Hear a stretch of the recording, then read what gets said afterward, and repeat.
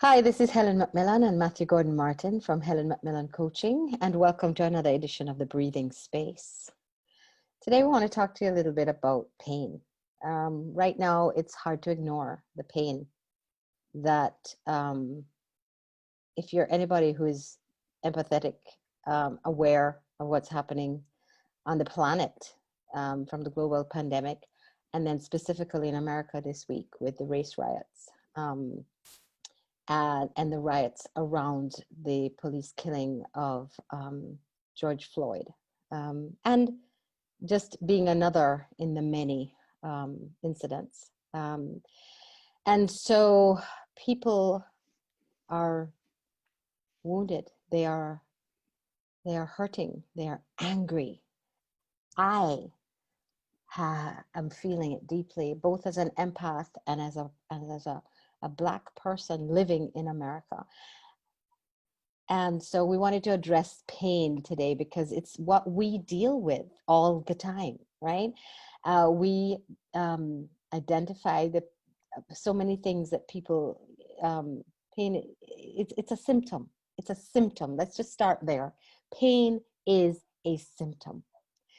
And what we need for sustainable change, which we call healing, is we have to start addressing the root of the issue, the actual issue itself, rather than just the symptoms. So we want to talk more about that today. So welcome, Matthew. And we always have these lively conversations that we're starting to share with people. I think most interestingly this is an invitation for people to engage with pain in a completely different way than how we've been taught, how we've been conditioned. It's not necessarily conscious teaching, but our conditioning is to move beyond pain and numb it, to run away from it, to avoid it completely. And some of the core of our work is actually embracing the pain that we are feeling. We're all about no judgment and not making anything right or wrong. So it's about how can this benefit us right now? There's no way for us to go back and take away this killing, right? So Murder. rather than Let's call it what it is, murder. the murder. And so where do we go from here? The pain, I can't tell you what the pain that many other people are feeling, but what I'm aware of is there is a pain within the Black community, or the African American community at least, where it is frustrating because there's a belief at a core level that people in power don't care. People in power, being predominantly Caucasian white people, don't care. And so what we're looking for at this point, and the question that we're asking each person that's feeling pain, no matter of race, is to stop and question, what's causing me this pain? What do I believe about this situation that's actually allowing it to be painful? Because if it was a random killing and we believed it was completely random, I don't think it would trigger as many people. Yeah, it would be a different kind of thing. But I also want to address the pain that I see white people having too. White people who have a heart, who are not racist, and a lot of them I see are having the pain of guilt and shame, right? Or people who recognize, wow, I didn't realize I was being racist, but I was.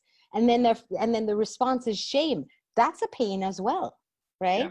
And but I think the point that you're making here is that whatever the emotion that we are feeling, whatever the reaction we're having, it is instigated by our perspective, our belief, the perspective, the angle that we are looking at the situation from, and what we are believing is true or not true, right? Yeah. It's our beliefs that drive it, and we want to bring that home, not in any way to negate, but as a way of we always say, I always say, you can't change what you can't or won't see. But the S is the start of the shift process, right? Yeah. And then we move into the H, which is to honor. which is to honor the what it is that we are seeing, right? And release the judgment, which is the key here.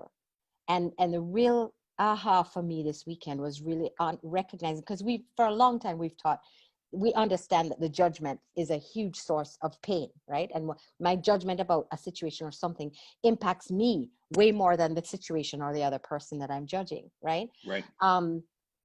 But for the first time, I really clearly saw that the judgment and the prejudice are the same thing.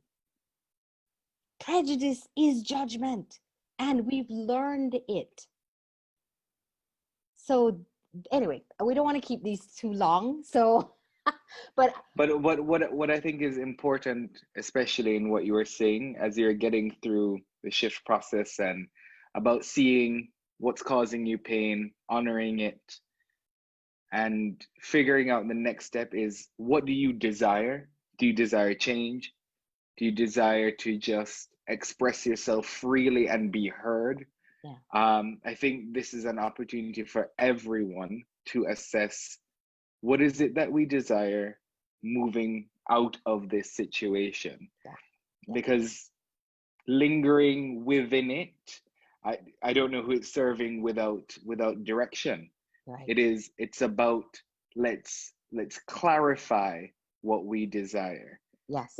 And who do we desire it from? Yes. The respect, the value. Yes.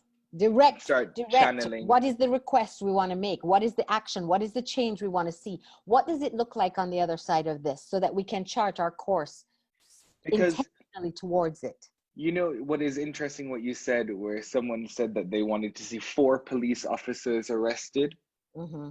The question is, what is the true desire? Is it to see 4 people arrested, or is it to feel as though the government is concerned with its citizens and willing to hold people in power accountable? Right. And if that's a deeper desire, that's what we need to lead with. Let's stop giving them an ultimatum, and let's start communicating our truth and our true desire. That is one way to get there. Let's not lock it down to all the other options that might be available to us as well, in order for a community to feel respected, heard, and you know, that people care. Yeah. All right. This is another episode of the Breathing Space. We're going to be having a lot more of these conversations. Ciao. Thank you.